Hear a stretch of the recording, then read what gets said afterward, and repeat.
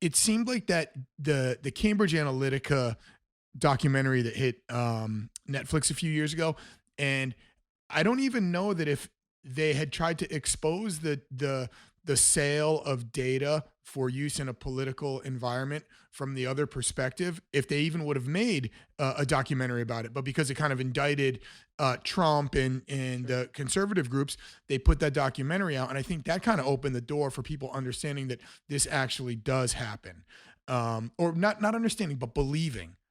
I think it's a Yeah, belief thing. Too often now we choose what to believe and what not to believe, like regardless of understanding. I think that's very accurate.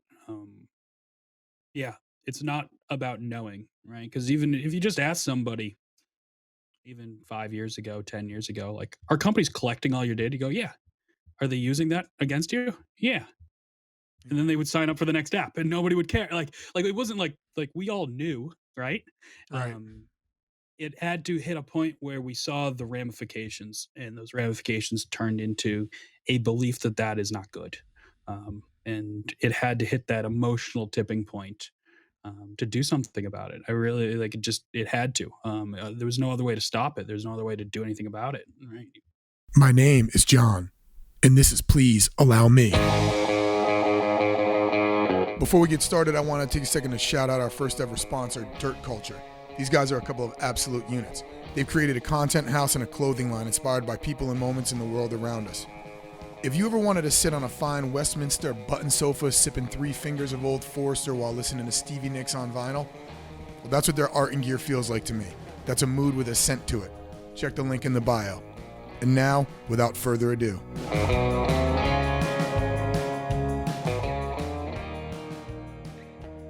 Mike, my man, what's happening?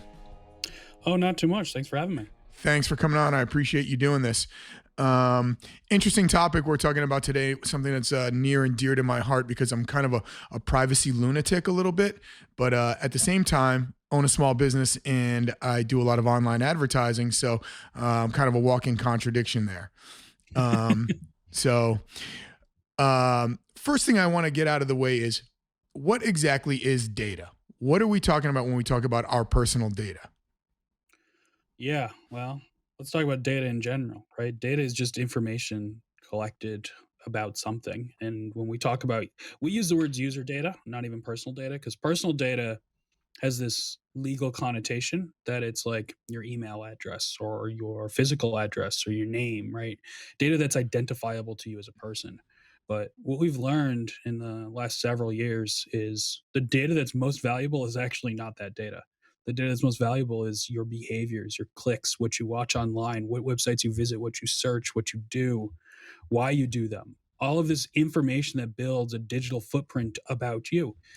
That's the data that we're really talking about. That's the data companies are collecting billions and billions and billions of points every day about you is what you watch, what you click, why you clicked it, what you searched, what emails you got. You name it. Every single action that's electronic is tracked. And we're talking not just what you do on the internet. I'm talking like you got a prescription and went to CVS to fulfill it. You know, that kind of data. So how do they gather that type of data? Is it just based on credit card usage, or is the Bluetooth tracking the fact that I walk through the CVS to the prescription counter? All of the above happens, right? So yeah, Bluetooth beacons are becoming more and more popular, but let's just start 10 years ago. Walgreens, I think it was Walgreens, Walgreens or CVS got sued, I think twice for use of big data around pharmaceutical data. So basically prescription data they were selling and reselling for insights and analytics and things. And we're talking 10 years ago, not even like now, like we're talking Right. going way back. So we're talking the prescription that was written for you, right? You probably checked in online or you called them, they entered it into a computer system. All of that stuff got aggregated. That data was pooled together, and then that data was mixed with other people's data and then sold back to like pharma companies, for example. Um, How does that not violate privacy laws and doctor patient privilege when they're tapping into prescriptions and stuff like that? yeah, there's the legal laws and there's the ethical questionability of all of this, right? Right. Legally, you'd say, well, they didn't sell, you know, you, John, had this Right. prescription. They sold guy had this prescription on this Uh, date, so right? so there's no name attached to the data. Yeah, they call it de-identified data is really what it's called. So you'll hear the word terms de-identified data, big data analytics on this. The problem that we found, I believe, and I think it was the Netflix guys who really started the revolution in this space, is that if you have enough de-identified data about any one person, they're no longer de-identified. They're like it's not de-identifiable, right? There's Right. just given enough information around us, we're all unique, and you can pick somebody out of the crowd given that de-identified data. So is it really all that safe? But legally, that's how most of these things happen. I went to a seminar one time to learn about Facebook ads. This was probably like 7, 8 years ago. And one of the presenters said that even if you don't have a Facebook account, Facebook has a file on you. And the minute you open the account, it matches the file it has on you to your login information and credentials, and it just kind of auto populates. So from minute one you get on Facebook, you're getting the targeted ads, like Hmm. all that stuff. That to me Yeah, is frightening. yeah. I think it was Aristotle way back when who said, you are the sum of your actions, right? Yeah. That's all that is, right? They've just tracked you across the internet, whether you had Facebook or not, Right. It's just so fucked up. I right? mean, I was reading an article and it said that like Facebook is just in bed with all of the big banks and credit card companies, and so Yep. they're just selling data back and forth. Yeah. When it comes to the your example of the CVS, the prescription drugs, is that stuff that they're willingly selling to people, or are people stealing that data? All of the above. Yeah, I mean, they monetize it, but then it's also stolen all the time, right? I mean, cybersecurity is a huge issue, and it really all is rooted in a bunch of the same problem. Right.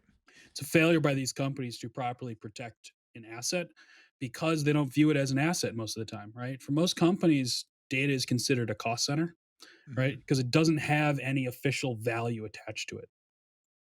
Any accountant or CPA or CFO would argue we can't apply a value to the data because there is no third party market to value the data against. Therefore, it's not taxable and all this other stuff. But when you do that, what happens in a business is it's a cost center. And what do you do with cost centers? Try and cut them out as much as possible. So you spend a little less money next year, as you did this year, and a little less money the year after that, protecting it, securing it, patching it. And then all of a sudden, poof, it's all gone, right? It's all stolen. And so that's really at the crux of a lot of these security issues. Hmm. And my belief is they shouldn't have the data in the first place like that, right? Like it's a crazy thing to expect, a pharmaceutical company or a small business to be able to protect data, right? Like they just not well equipped for it. So there are small businesses where the data is getting stolen, and there are other bigger entities that are selling the data. Who do they sell it to? Well, when you say sell data, it doesn't like we use the terms sell your data, but it really works much closer to like how Facebook works, where they're not like they're people when you run an ad through Facebook, you're effectively buying data. But you're not buying it in terms of Facebook sends you some data and then John figures out, okay, I want to target these 12 people and Right. then runs that ad, right? You use their system to do it. And so they're monetizing data in the form of ads. And so that's a metaphor for how a lot of these systems work. There are examples and brokers and data markets and customer data portals. A company like Axicom, who's a big public company, is known for doing this kind of stuff, or Nielsen, who aggregate user data and then resell that data. But for in general, most of the things when we hear about buying and selling data, really think about it like in terms of Facebook or Google, where you go to run something and they're monetizing the user's data to perform some action. It is effectively the same thing as selling it. They just took care of all the complexity so the business doesn't have to. When I do ads for my business, it's crazy because I can upload, if I want to, I can upload customer files of all my customers and then put them into Facebook. And then I can ask Facebook to create a lookalike audience that I can then advertise to. And then I take that audience and I make a lookalike of that audience. And so it really, like, there's several layers of the onion out from the core people who have purchased from us. But I mean, it's pretty gnarly. And what is Apple now is trying to do away with some of that stuff by putting security issues and data protection stuff on the iPhones. What are your thoughts on that? Is it PR, or are they actually trying to make a move towards appealing to people who are interested in privacy? Well, it's a complicated topic. It's very complicated because you get a lot of different dynamics at play. But the way I think about it, where I think it all comes from, is a difference in business model, right? So Google and Facebook's business model is what they call the network effect, right? You get in there, you get sucked into their platform through A, B, or C. And then they have all of these other services around there to collect as much data about you as possible so they can sell more relevant and targeted ads, right? That's why, like, there was just I just watched a show about the Google stealing the idea of Google Earth from some people in Germany. It's popular on Netflix right now, and they talk about the network effect. And the reason Google Earth is free but not really free is because what they want to do is collect data around people and locations, things like that, to then use that data to sell them more relevant ads. Right. So that's their business model, is to collect as much data as possible around somebody to do better targeting of ads. Apple's business model is different. Apple's business model is the walled garden. What can we do to get you onto an Apple product and then build all the services and solutions around that to keep you on an Apple product? So how do I get you to get an iPhone? So then you get AirPods, then you get a Mac, and then you pay for iCloud Plus, and then you pay for Apple Right. Music, right? So it's a different business model. And so you can think of privacy in terms of that same concept. They're trying to create a world where they're like, come to Apple because we have more privacy. Use our products because we'll protect your data and privacy better. Stay with Apple because of this. Switch off Google Maps to Apple Maps because of this. And it's all just a tactic to effectively get people more entrenched in Apple's ecosystem. The result of that is better privacy, but they're not doing it because of some altruism of like, hey, we really think everybody should have more privacy. It is a tactic to keep people in the Apple ecosystem and get more people into the Apple ecosystem. It's just self-contained data control, right? They're That's it. managing it within the walls of the Apple civilization, whereas That's other all. people are selling it. When you are talking about other places and entities that have a different business model than Apple, they're not trying to keep you self-contained there. What's the number one reason that people want our data? Is it just ads? Um, no. I mean, so the most common use case is marketing and ads. But if you were to think about the spend in a business, Mhm. right? Marketing is, I don't know, best case 10% of total expenses as a business, right? It's not like that's all your spend, right? Data is just a way to get an answer to a question, right? That's all. And so, the stat is businesses who are heavily data driven are 162% more likely to significantly exceed revenue expectations. So the objective as a business is actually, how do you get more data like through more of your processes outside of just marketing, right? Now marketing is the tip of the spear, it's what we all see, but data is actually far more valuable in all of the other back office operations, customer support, customer experience, product development, R&D. Data is used across all of those mechanisms of business. We just see marketing. Yeah, we see the marketing and some people care and some people don't care. Is the fact that there are so many people who just are oblivious to the fact that they're being targeted with ads, are we now becoming complicit in our data being allowed to be shoveled from company to company? Well, I'd say that's what companies are arguing, right? Their argument is, you signed our privacy policy. We don't Right. care that you aren't a lawyer and we put 40 pages of terms and service on a little, 6-inch screen. Like, right? Yeah. You signed it, so we can do whatever the hell it says. Yeah. That's their approach. I don't think that's right, fair, or ethical. And I think we're starting to see a massive pushback of people against that. Right? We're seeing people say, no, that's bullshit. You can't just trick me into something. Like, just because I signed some giant legal thing doesn't mean like you can now take my data and do whatever the hell you with it. And so we're starting to see people vote with their feet. Yeah, and it's like no one reads that shit anyway. Like, and if you want access to Angry Birds or whatever, you got to click yes if you want to play the game. So, people just think the consequences are too far down the road for me to care about them right now and what's right in front of my face. And and other than being annoyed with certain targeted ads and things like that, what are the real consequences of our data being bandied about?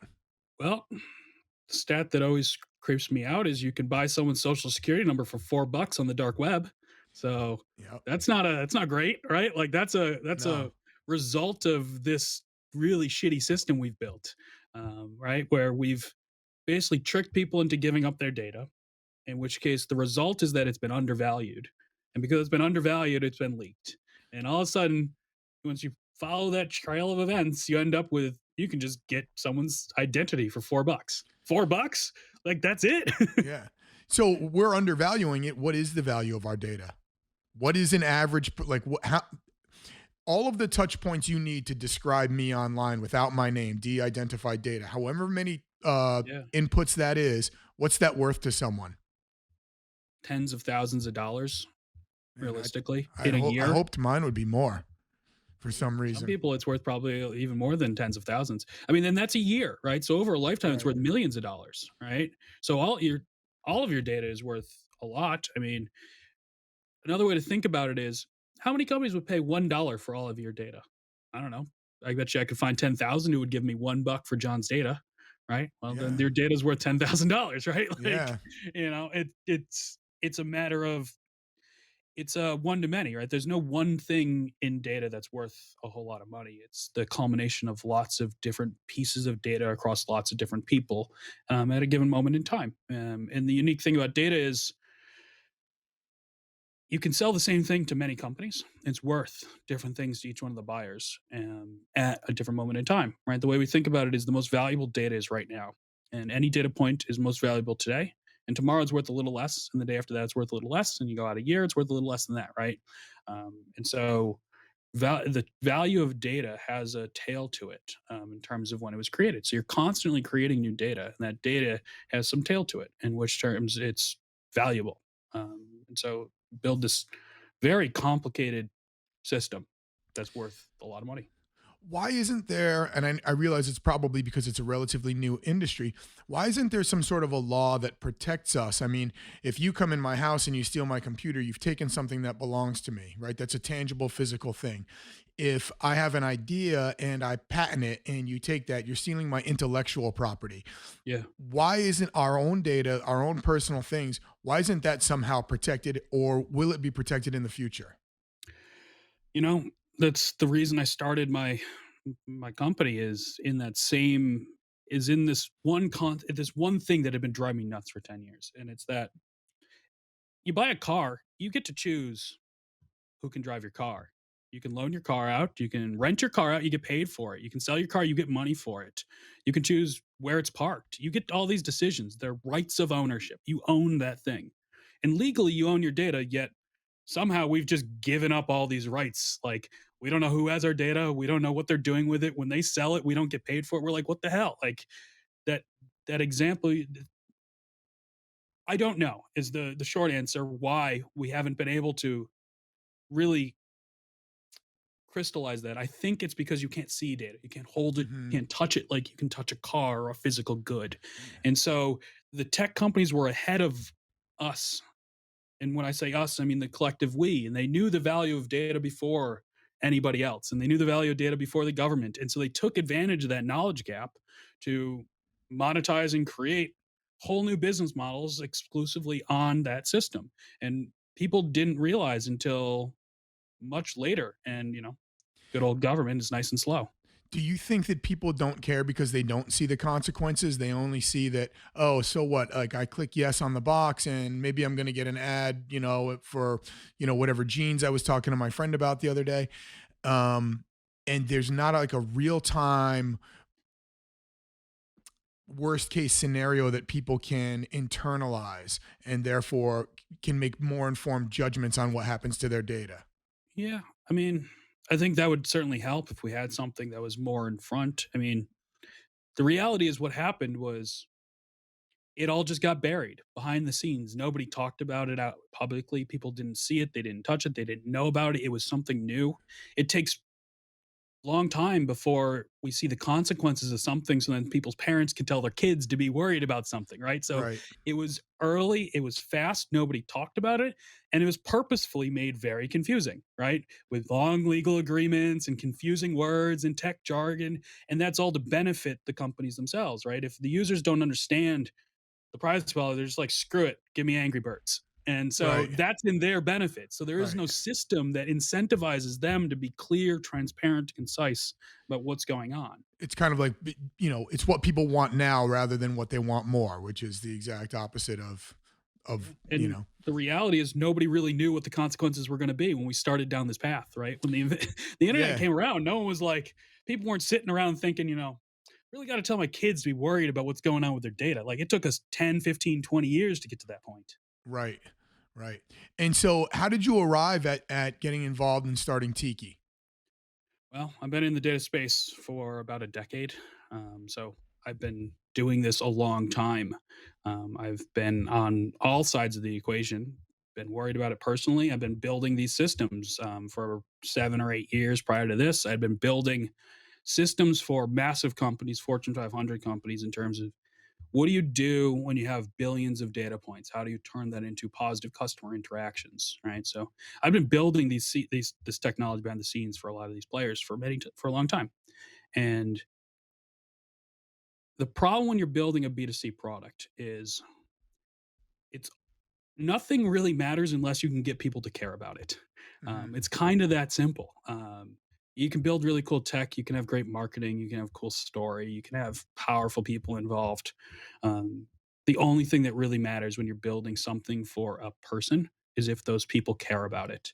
And so we started Tiki because we thought we were finally at a point where enough people in the world cared about this issue.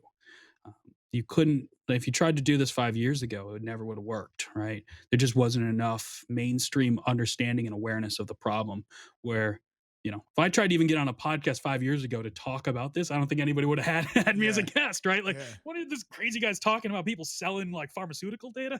You're like, what a wacko, right? Like, so it was more timing than anything, right? Like it's not in the tech world, this is no secret. This was the business model. We were all like, yeah, let's get data and monetize it.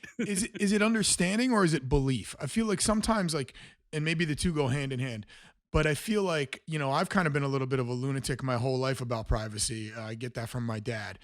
But, like if I hear a knock on the door and I didn't invite you over, I'd like go for the shotgun in the closet. Something's wrong here. But it seemed like that the Cambridge Analytica documentary that hit Netflix a few years ago, and I don't even know that if they had tried to expose the sale of data for use in a political environment from the other perspective, if they even would have made a documentary about it. But because it kind of indicted Trump and the conservative groups, they put that documentary out, and I think that kind of opened the door for people understanding that this actually does happen, or not understanding, but believing. I think it's a Yeah, belief thing. Too often now we choose what to believe and what not to believe, like regardless of understanding. I think that's very accurate. Yeah, it's not about knowing, right? Because even if you just ask somebody, even 5 years ago, 10 years ago, like, our company's collecting all your data? You go, yeah. Are they using that against you? Yeah. And Yeah. then they would sign up for the next app and nobody would care. Like it wasn't like we all knew, right? Right. Um, it had to hit a point where we saw the ramifications, and those ramifications turned into a belief that that is not good. And it had to hit that emotional tipping point to do something about it. I really like it. It had to. There was no other way to stop it. There's no other way to do anything about it. Right? Yeah. Yeah. I mean, it's I wonder what would have happened if they tried to expose the exact same tactics from the exact opposite vantage point. It seems like that was the negative consequence, that for a lot of people my data was used to get Trump elected. But we've been doing this for years and years and years with psyops and things like that, whether it's dropping pamphlets from airplanes or anything like that, Of trying to course. sway groups of people and trying to figure out what's important to you. And as you said, the data points are really what tells people what is important to other people. So they just take all that stuff and they turn it all around, and then they feed us the things that they think are important to us to try and kind of push us in a direction. 100%. That's the game.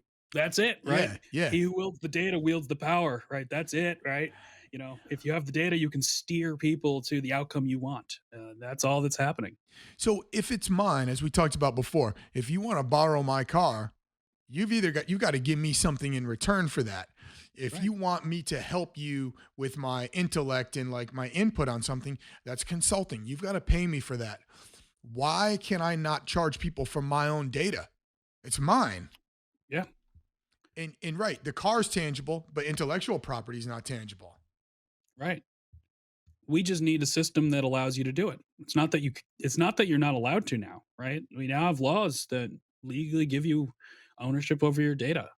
But how the hell would you even go about doing that, right? Like that's the whole reason we started Tiki, was to take those rights of ownership and make it so you could do something about them. So you could sell your data if you wanted, or you could say stop tracking me, or stop doing this, or Right. to exercise the rights, because we now have a bunch of pieces of paper that say these things. I mean, even look at like the HIPAA laws, for example, say, users own their data, but you have no way of exercising that. The system is not built that way, and it's not built that way on purpose to make it easy or transparent or simple to do that. And it's not built that way for a bunch of reasons. Some of it being, profit driven, and some of it just being it's hard and complicated and expensive. But either way, it's not built that way. And how can my data, let's assume I could sell my own data, how can it be worth anything if it's all already out there? For it's not scarce, so it has no value. For my data to be valuable, I've got to be able to take everything that's out there and limit it so what I've got has value.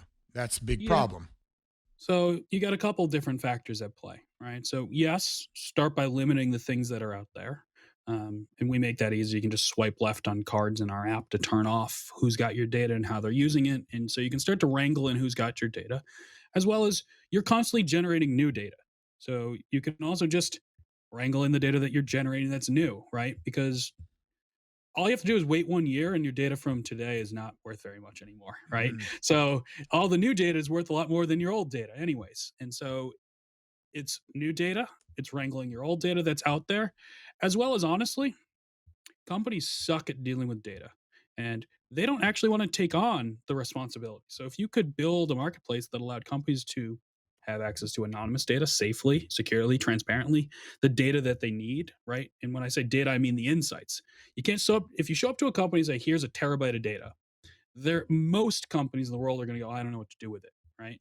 And so the companies that do the most with data, they are already doing the most with data. But the other 30 million small businesses in the world, they're struggling right now. They're struggling to compete against the giants who are spending hundreds of millions of dollars every year monetizing users' data.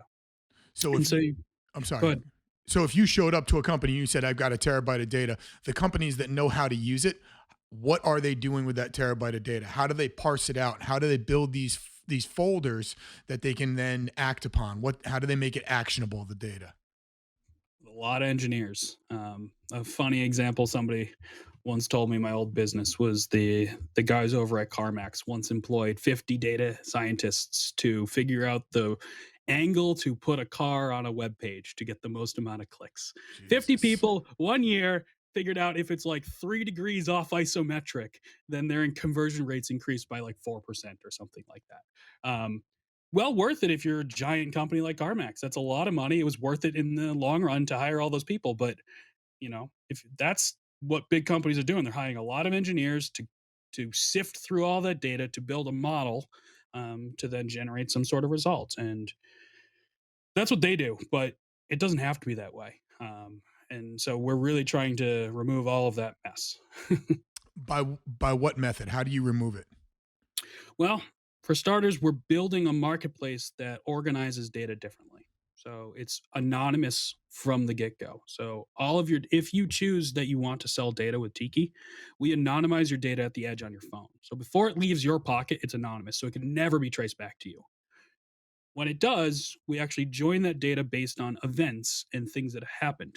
Think of it like in context. So you don't have stupid things like you searched for a product one time on Google, and then for the next 3 weeks, you're just getting the same ad over and over Mhm. and over again, no matter where you go, right? It's actually all about putting data in the context of actions you're taking, between different decisions, between different events, between different behaviors, right? So as you are moving throughout life, you're getting relevant information tailored to you based on your preferences. You're saying, no, this company can't use my data. Yes, this company can use it. No, they can't use it for this reason. Yes, they can use it for that reason, right? Don't want targeted ads. Yes, they can use it in customer support. So when I call them, if they can use my data to make my support experience better, great. Let them have it. And so we allow you to apply those profiles and preferences, and then we anonymize your data and structure it so companies can it's almost like we're building a Google for your data. on the other side, right? We're making data searchable, indexable. You can use it to automatically train AI systems. You can use it to build better analytics, to just answer questions. The whole goal is how do you put this data together in a way that a business can get the answers they need without all the liability of having people's data. Won't you get to a point that, just like when we started the conversation, where there are so many data points that it's impossible to not be able to identify it? They become so unbelievably specific and unique to one user, like a fingerprint, that it will be difficult to keep it anonymous. um, so yes, that was probably the hardest problem for us to solve was how do you build a system that works differently than that, right? So that problem is all rooted in the same thing. Data is attached to a person. And so if you have a whole bunch of data points, you can correlate it back to a identity of a person. We remove the person completely from the mix. There are no people in TIKI. Everybody's 100% anonymous from the get-go. So data is now correlated to events and actions. So people got emails, people clicked on things, people watched things. And we remove the person completely from the equation, which means you can never re-identify the person from it. You can see that, you know, somebody watched something and then they searched something and then they did something, right, in aggregate, but you can't see, it's never comes from the same person. So we removed identity completely, making each individual data point unique and fingerprinted to an event. It's just a different way to think about and structure data. It's literally the idea that we are the sum of our actions, right? If you just had all the actions but no person, and then you just mixed all those actions together with other people, you could never re-pick the person back out of the bunch. Right. And so at that point, how would we would then be in charge of our own data and where it goes, but we wouldn't necessarily be able to monetize our own data, or would we monetize the opportunity for someone else to track us? Yeah. So what we're building is I liken it to the marketplace we're building. I liken it to like a Shutterstock, right? Where if you're a photographer, you can take a picture, you can upload that picture to Shutterstock, and if a business um, buys rights to it, licenses it, you get a cut of that. Same general concept, but with your data. So what happens is when you want to monetize some data, you swipe right and left to whatever it is, and we tokenize it. We basically generate you an NFT for your data. Hmm. So your data is now tokenized, and now it's in a marketplace where if a business wants to license access to it, and what they're doing is they're really licensing access to a composite picture of a whole bunch of little pieces of data from millions of people. We put that all together. They get the answer that they need to their question. And then when we get paid, we split that money up to all the different people who contributed to it. And so you're licensing rights of access to your information when a business wants it. And it's all done based on your preferences. So you get to choose who could buy it, when they could buy it, how they could use it, all of those things. How does a business know what if the data inside there is valuable without looking at it? Will they do they get a glimpse of it beforehand? Like, how do they know they're buying, uh, someone who fits my profile versus, an 11-year-old girl? How do they know that? Because obviously there's a huge difference in what they want for their data, for their usage. Yeah. So it comes down to asking the right questions of the system, just like you were Google, like just like if you're Googling an answer to something. Hmm. So when a business is like, they could say, I want to know when's the best time to serve an ad to people on Reddit who are interested in my product. We can give you that answer, right?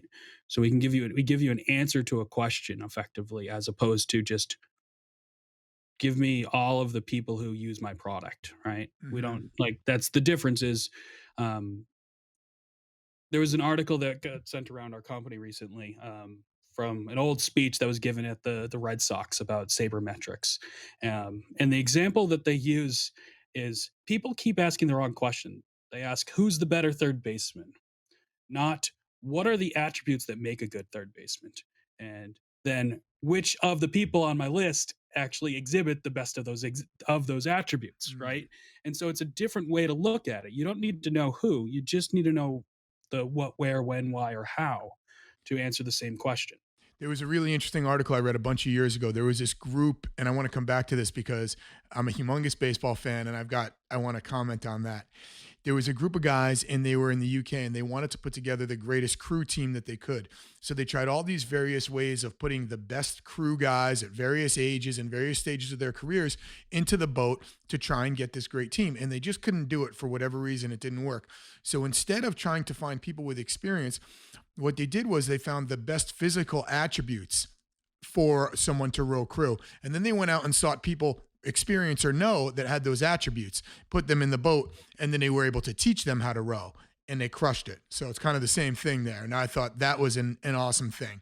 But so going back with your example with sabermetrics, of which I'm a huge fan, baseball now, though, is in a place where statistics are arguably ruining the sport because people are paralyzed by the amount of data they have to make decisions on, and they've lost a feel for the nuance of what they're trying to do. Now that's Sure. that's a physical game where people have to be present and there's a human element. Is there a risk of that happening with data? Look, there's always a human element, right?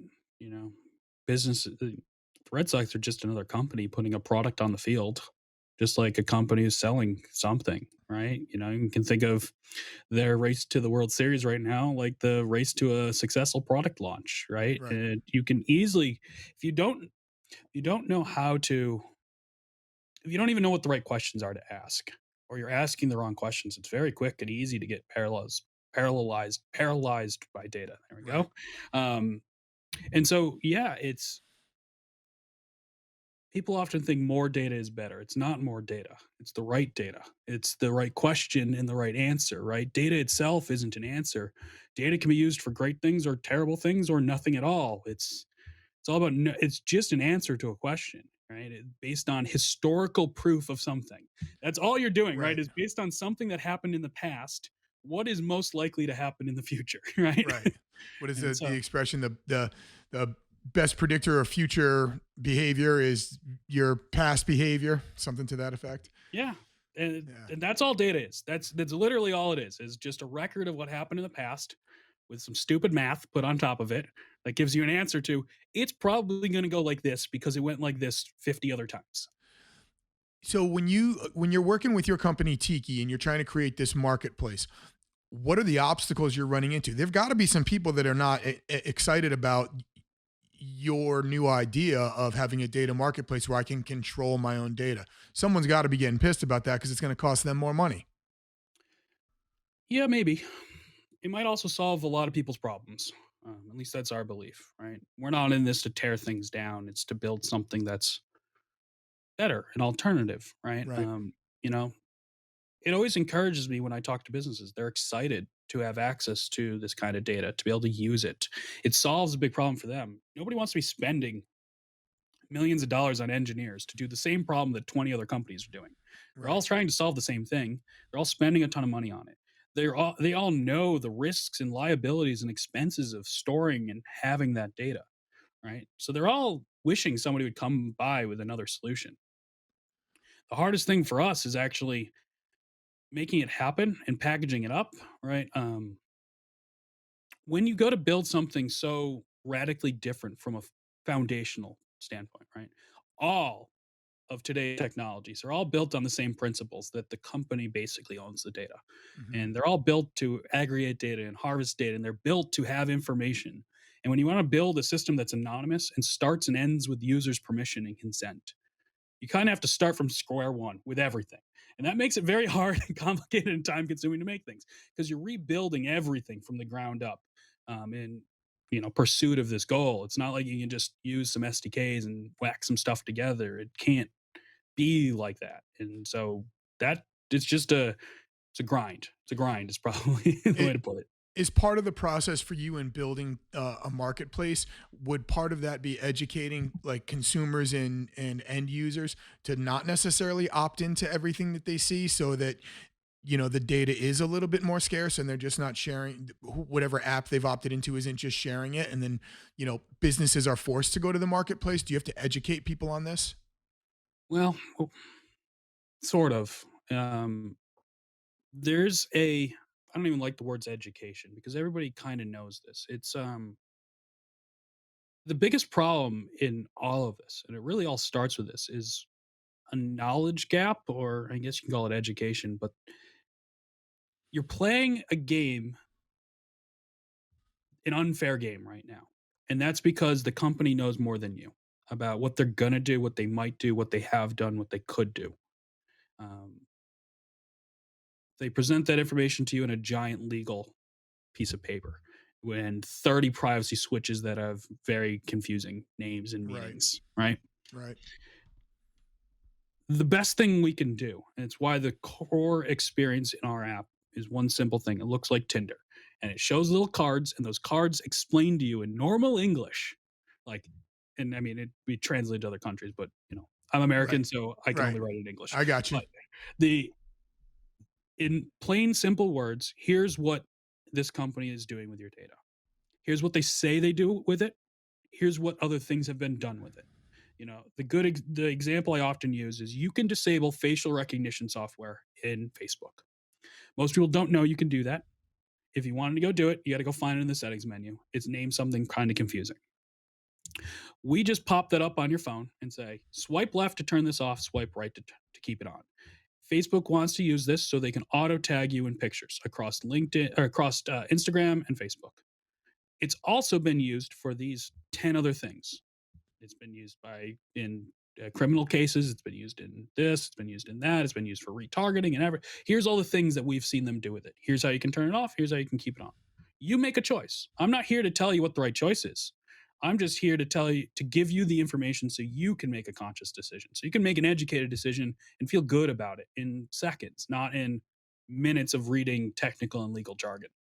So that's how TIKI would work. I would install that on my phone or on a device, and it would say, hey, before you click yes here, be aware of these potential outcomes. Even after you've clicked yes, right? You can always change your mind, right? Right. And that's totally cool. Like, when we encourage people, you can turn something off today and turn it back on tomorrow or otherwise. So you install the TIKI app and you can link your accounts, and you can link whatever accounts you have across any number of websites. As fast as we can build the integrations, you can link them. And once you link them, we do three very simple things. We let you see what data companies are collecting on you. So we can tell you, this company has this data of yours. Here's what they're doing with it. Here's what they have said they do with it. Here's what we found they've done with it. They've been hacked. They haven't been hacked, right? Like, we give you a profile on what's going on with your data. We let you control your data by swiping left and right. So we prioritize cards, again, kind of like Tinder, and we just show you which ones we think are most important and relevant to you and give you information to make choices, right? The goal is, you can get people to make 5 choices once a week. It takes 30 seconds. After a couple of months, their data is in good hands. They've exercised almost all the rights they need to about their data. So it doesn't have to be complicated. And then the last piece is, we pop up things on those cards that say, hey, would you like to get paid for your Netflix data? We can do that for you. Would you like to make money for your YouTube watch history, for your email data? How much money are we talking? Goal initially is $10 a month per person, but I think we can get it to over $100 a month per person pretty quickly within a year or so of launch. Yeah, but it's not insignificant. One of the things that people are pretty excited about is we're going to be launching a donate your data dollars function. So, for a lot of us, $10 a month, while it's nice, probably doesn't go a long way. But Right. take 100,000 people and let them all donate $10 a month to charity of your choice. It's $1 million a year, $1 million a month, 12 million a year. It's a lot of donation, right? That's a big old check. And so when you're a broker, you're basically going to build a marketplace and be a data broker. The people on the other end, what are the limits? Like, what types of companies? I mean, like, is a porn company going to call you up and be like, look, what kind of porn are these guys checking out this week? Look, it's an open market. It's decentralized and anonymous for a reason. We cannot control it. Nobody can control it. It's anonymous, it's edge encrypted, free market. We have no say over who can sign up to buy data. We have no say over who can sell what data. You as a user, you choose it. You as a business, you register. I mean, and people make choices. If you don't want to sell your data to porn companies, don't sell your data to porn companies. You want to sell your data to porn companies, sell it. I don't give a fuck. I mean, I think that, I think that's great. Nobody wants to sit there on Netflix scrolling all day long looking for the right thing to watch. Porn's the same way. It's much better if you're targeted. Sure. So to each their own, right? Yeah. Like, that's the whole point, is it's a free market. If we build a safe, transparent system, let people choose. When you You say feel good about it. decentralized, what does that really mean? It means that we are not a central storage of information. We don't know who our users are. We don't have their data. We never have their data. It all runs on your phone at the edge. And so if you can't, like, the government can't come to Tiki and be like, give me all of John's data because of some subpoena. We don't have it. I don't Right. have your data. It's on John's phone, right? Just like Signal, it's distributed, it's on people. It uses blockchain technology and it uses your mobile phones. And so we don't have your data. It's not like one server. You can't just come and shut us down. You can shut down our marketplace, but you can't shut down people's data, right? When you say it's on my phone at the edge, what's the edge? That's your phone, Okay, right? my phone's the edge. Okay. Your phone, yeah. Sorry, in technical speak, that the edge is like the. If you think of the world like a network of computers, Yep. right? The furthest point away from the center of that is what they call the edge. So that'd be Oh, your phone, right? gotcha. So blockchain technology is used so that it's decentralized. I'm going to sound totally ignorant here because I know nothing about computers or blockchain or any of that stuff.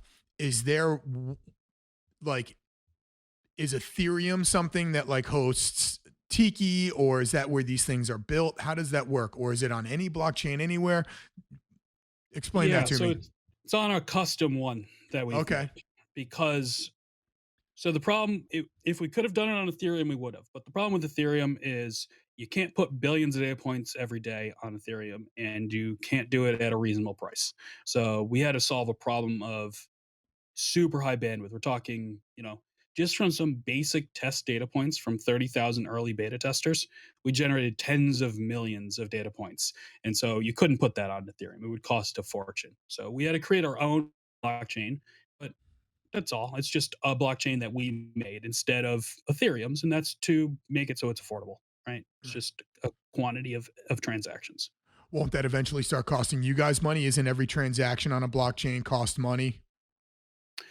It doesn't have to, right? Oh, No, that's cool. I mean, it doesn't have to, because the difference is our stuff was built for this one purpose. Now, we're not building a blockchain that you can build a decentralized internet and build other applications and other NFTs. It only works for our use case. We only needed it to work for our use case, right? So it's a decentralized network for us. And so it doesn't cost us any money really to run it. Yes, there's a little hosting and the synchronization thing. I mean, we're talking hundreds of dollars a month, not, it's I, like whatever. I don't know what any of that shit means anyway. I don't know. People are buying digitized video game characters for millions of dollars. It blows my mind. Looks like I screenshot it on my computer. Look, it's very simple. I can explain it to you very easily. There's Go two for things it. that are going Yeah, on. I want to know. Yeah. So NFT, let's start there. It's just a digital right of ownership of something. It's like the title to your car or a deed to a house or a receipt. It's just a record that says you own this. That's all it is. So you've bought a digital good and it's a receipt for that digital good, right? That's it. Now, blockchain is just we took something that we used to do in one server, like one central location, a database. And instead of it being in one database, we put it in a bunch of places simultaneously. That's it. That's all we did is we Okay. took a single thing, we stuck it on a bunch of computers. That way, if you were to hack one of them, the other one's got it, right? That way it's Mm-hmm. reliable. That's way it's transparent, right? So all we did was take a central thing and stuck it in a decentralized way. That's all that's going on in the world. So if the NFT is basically just like a title to your car, proof of ownership of something, why are these things so unbelievably expensive? Is that another conversation? Is that just the marketplace that's selling like these stupid ass digital whatever they are? Look, when you own something, just like you own art, the value is in the eyes of the Right. buyer, right? Yeah. That's it. You have the copy to something, you own it. And so if somebody's willing to pay you a bunch of money for it, there's only one of them, right? It's just like buying land or buying art or buying wine or anything. You're buying something that has finite availability. And if somebody's willing to pay you a bunch of money to have that thing that you had, now you got to market. Yeah, that's insane. The whole thing blows my mind. So, if people don't want their data out there, is there a way they can protect it without utilizing opting out of everything and going back through their phone? I mean, I'm a privacy nut and I got to tell you, I go on my phone and I try and be as private as I can, and I go on my computer and I try and be as private as I can.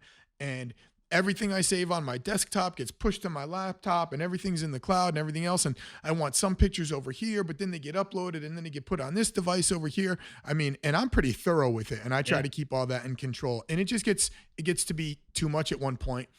I guess that's kind of speaks to your comments about the Apple ecosystem because everything I have is in Apple. But can people not use VPNs and search engines like DuckDuckGo? Are those effective in hiding your data, or is it just another group of people tracking you? No, I mean, generally speaking, when companies like that say they don't track you, they mean it, right? Like, I don't have any reason to believe DuckDuckGo is tracking people or that the VPN services aren't doing it. And if you're really conscious, I suggest you do all of those. But it's just not easy. Like, that's the No. whole reason we wanted to build TIKI, was to make this all just easy. There's no reason you need all these different apps and all these different applications, and you should be able to use Google and still feel good about your choices. And if you really don't want to be tracked, then use DuckDuckGo. But most people are open to some tracking. Some of the stats I've seen is upwards of 80% of people are open to sharing their data if a company is clear and transparent about what they're going to do with it and why, right? Mm, And that's right there tells you all you need to know. Most of us are okay with sharing some data. Just want to know who I'm sharing it with, that I feel good about what I shared it with, that they did with it what I told them that they were going to do with it, right? Like basic things. right. Um, so yeah, I think all of that is good though. If you're very conscious, DuckDuckGo, VPNs, all of the above. I feel like I'm better off like on Spotify when I don't look at the recommended artists to me. When they recommend stuff to me, I'm just like, this is just not me. I don't feel like they're recommending something to me as much as they're manipulating me to send me down a certain path by saying it's a recommendation based on my previous choices. And I think that when you use Google, you run that same risk. And this is totally anecdotal bro theory here. Like I'm on Google and I've made a couple of choices. Now they start leading me down this path. And then things that are not on that path are not available or shown to me. And you kind of miss out on some other shit because your hand is being held down one specific path based on a couple of random choices you've made. Yeah. Yeah. I mean, the the motivations behind these systems really beg the question in terms of how they work, right?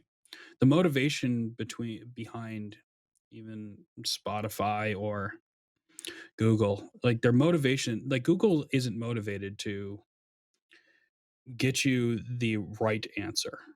They're motivated to get you the answer you want to click on. And so they want you to feel good about having gotten the answer you want. And so it's targeted towards what they think you're going to click on and what you're going to click on quickest. And then they try and build ads around that experience, right? Google used to say that their job was to keep people on their website for as little as long as possible. I.e., when you type something in, our goal isn't to like they don't care if it's the right answer. They care about like you click that first answer. That's how they know they did a good job. If you click that first result immediately, like got it. Right. Like, And, and so it's a different view. and now we're just conditioned to always click the first result anyway, whether it's right or wrong. Like, I mean, no one looks no Yeah. one looks No past the one definitely fold. doesn't go to page two. I don't even know why No, there is a page two. I knew a guy and he was a little bit out there and he was into computer science. He works for the government now. And he told me that, look, there's only two pages that matter on Google. The first page, because those are the most popular results that are geared towards you, and the last page, because some people are crazy enough to want to know why you're on the last page. If you don't want to be found, your job should be to show up like on the exact 50th percentile, right in the middle, because no one will find you in either direction, which I found pretty interesting. Um, but yeah, it's definitely one of those things where I feel like there's confirmation bias, and so sometimes when I see an ad and it probably does no good, I say it's irrelevant to me just because I want to continue to have different things. And especially like anything that might have a political slant to it, I feel like I have to have something that counteracts that also that I subscribe to or that I look at so that they don't really start to pigeonhole me on a lot of different things. Yeah, which is crazy that you got to be so conscious about that on the internet, Yeah. right? But yeah, I mean, it brings up a whole lot of questions, right? Like we and Google, to their credit, was never they never were like, hey, we're building Google to give you the perfect answer to everything. They're like, no, this is a business, man. Like our Right. job is to get you a result that you click on and serve you some ads along the way. And so we as people accidentally conflated, a question and an answer because that's what we know from, all of humanity's existence with that is the right answer. But Right. that's not actually what's going on. And so it begs a whole different question. Like, do we need a search engine that's based on accuracy? How do you even judge accuracy? How do you know what is right? How do you know what is the answer? Well, I mean, how do you know if you like it seems like it's a slippery slope to social engineering and you're telling people what to think. That gets a little bit dicey. It very much gets dicey very quickly. I Yeah. mean, we've already seen that. We see that happen all the time, right? Like this is not new news. I mean, just the whole Facebook controversy literally just 1 week ago is exactly Yeah. that. It's just social engineering to maximize profits. And you can say that's right, that's wrong, that's disingenuous. Um, I have a whole bunch of my own confusing thoughts about all of it, but I don't know what we do to fix it, right? Other than let people feel good about what they chose, right? The part that bothers me the most is that people feel like they were tricked into these systems, that they were deceived, that they didn't get what they signed up for, right? That they signed up saying, "Hey, I'm using Google for an answer, or I'm using Facebook to connect with my friends." And somewhere along the way, they got manipulated and tricked and deceived, and they're like, "This is not what I signed up for." And But that's the part that bothers me the most. but do you think they're being manipulated and tricked, or do you think people are just not doing their okay, yeah, 40 pages of TOS is a pain in the ass for people to read, but making the terms of service long and tough to read, does that always equal someone's been manipulated into checking, yes, here's my data? No, it's not one to one, right? I mean, in my business, we have so I run a martial arts gym. I own a gym, and we Yep. have membership agreements.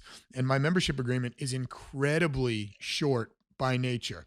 It's so short, and anything that's important, you have to have a signature, Yeah. an initial block. There's probably 8 important things. And each initial block is less than 2 sentences because I want people to be able to say, this was clear, this was transparent. And every day someone says to me, I had no idea that this was the case. I've got a signature block that says I fully understand the contract I'm signing. And people Mhm. still try and say they've been manipulated. So I wonder if just having terms of service that people choose not to read is the same as manipulating them. And this is coming from a guy who's nuts about privacy. Yeah, it's a very good point. I mean, I don't you're right. I don't think people don't realize what they just don't realize until afterwards or while it's Right. going on. And so you need to build in an ideal world, people feel good about the decision that they made on any number of topics, and they know what's going on as it's going on. They feel informed and empowered. But that's very hard to do, right? Because you can't just show up to every class and be like, "Hey, remember these 8 things," right? Like Right. that would, No, right. like, Oh right? my Like, God. I so mean, the number of people that I have to like circle it and say, "Hey, this is your signature here. Like this is exactly what we're doing." It's just I couldn't even imagine. And I mean, I'm guilty of it on the internet also. I mean, it gets to the point where it's like to participate in things on the internet, you basically have to mortgage your privacy to do so. Otherwise, you're out of the loop. You're out of the conversation. And so it's I mean, you're almost at a I don't want to say being held hostage, but I mean it's almost like you're being blackmailed for your information. Oh, you want to be able to chit chat on Reddit about what happened over the weekend? You've got to give this information up, and so maybe that's where the ethical question comes in for people to participate in what is considered modern society. Are we forced to give this up? well, we are right now, but I don't think we should be. Like, Oh, why does it have to be that way? There's nothing that says that you have to give up all your privacy to post on Reddit. Right? Like, right, why is really the question. right, As well as why is it a one time thing? Why is it a sign up once and I agreed to this terms of service today and I can't change my mind tomorrow? Why can't I opt out of certain things as it's going on, as I react to things, as things happen to me in my life, my how I felt 1 year ago is not how I feel today, and it's not how I'm going to feel 1 year after this, right? Right. Why is it in all or nothing? Signed up for something, and now you just have my data in perpetuity. Why is it not, you know, licensable, retractable, changeable, editable, like anything else, right? It's I own it and I'm giving you permission. And I'm not giving you permission indefinitely. I'm giving you permission in this moment in time to do something. I hadn't even thought of that, the timeline of access to the data. I hadn't even considered that. I mean, yeah, there should be some sort of a re-upping, right? There should be some sort of a re-signing of this agreement that we have, because situations do change. I mean, they do it to us all the time, right? We've updated our terms of service, but we don't ever Right. get to do it. I want to update my terms of your access to my privacy.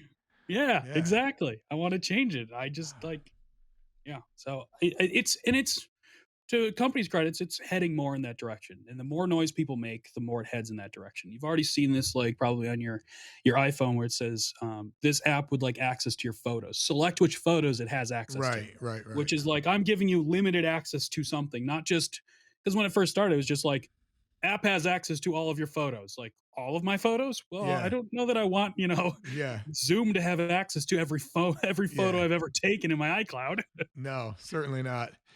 And so, without being able to harness what data of our own is accessible to just anyone in the universe, Mhm. without being able to do that, what's the worst case scenario? If everything we do, everyone takes our data, is the worst case scenario that the people with the most money on the internet get to choose the next president? Is the worst case scenario that, if Mark Zuckerberg holds stock in Tesla, that next thing you know, everyone's being manipulated into buying Teslas? What's the worst case? I think it's way worse than all of those. Oh, tell me. The way I think about data is the last 100 or so years have been dictated by who holds the money, right? They've been dictated by currency. The next 100, maybe more years, will be dictated by who holds data. Data is effectively the currency of the internet. It's the currency of technology. It's how choices are made. We don't communicate on the internet in terms of money. We communicate in data. And so data is decisions, data is weight, data is influence, data is power, all of these things. And right now, all of the data is consolidated in, a handful of companies' hands.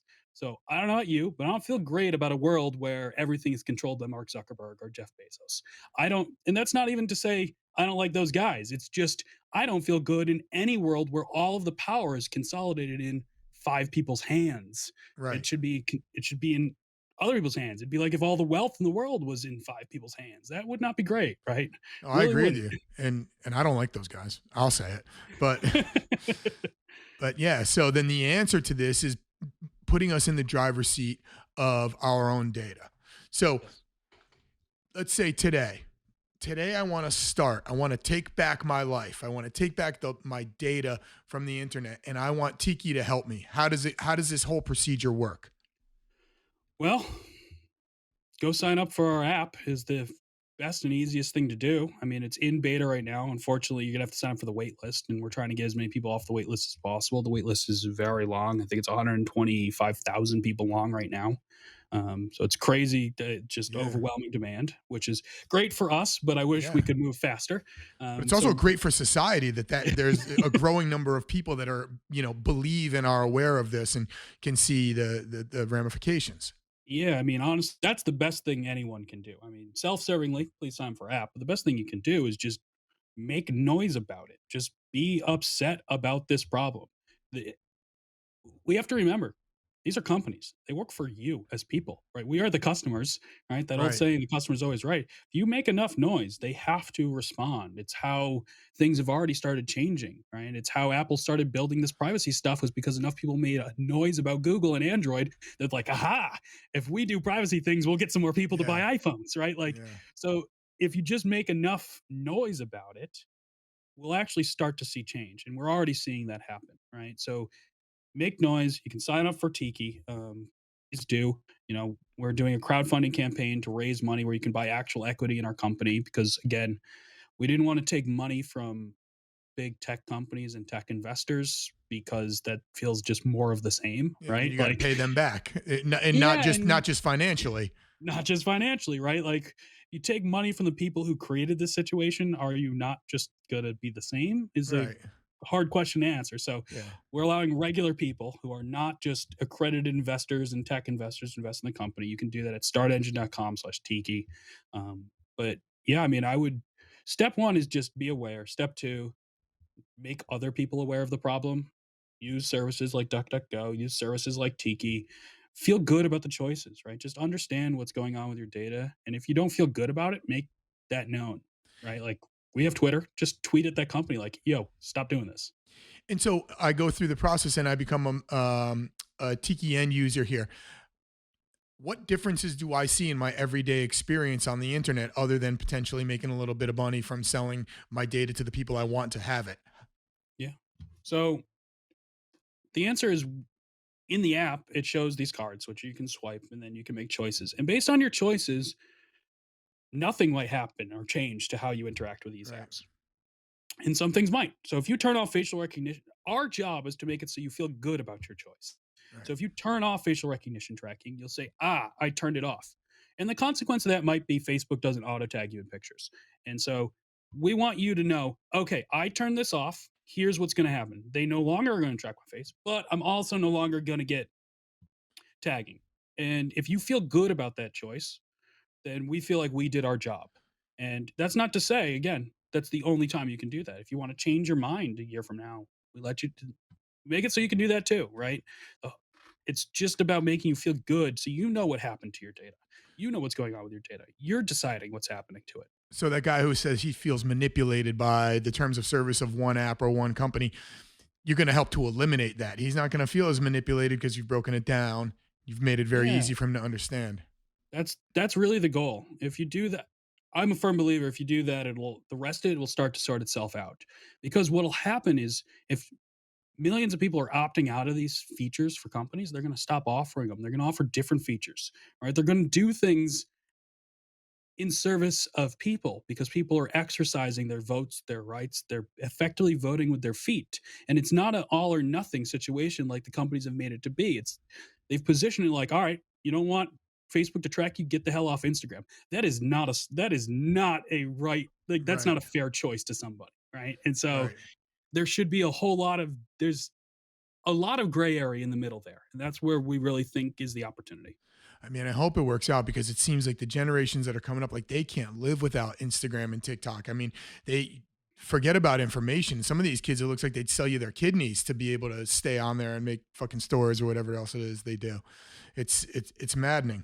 Mike, my man, I appreciate you taking the time to explain this to me. And I hope that people understand that their data is out there and what it's being used for and can make better decisions for themselves.